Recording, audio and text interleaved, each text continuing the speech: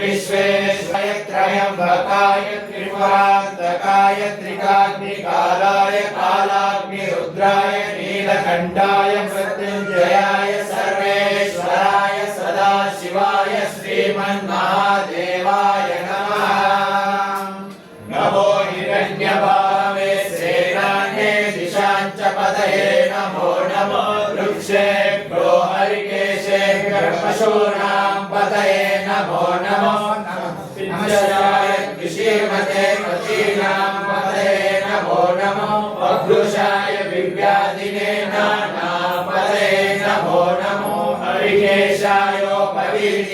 पुष्टानां पतये नमो नमो पवश्चरेतै जगतां पतये नमो नमो रुद्राय तथाविने क्षेत्राणां पतये नमो नमो सूताय हन्त्याय वनानां पतये नमो नमो रोहिताय स्तपतये वृक्षाणां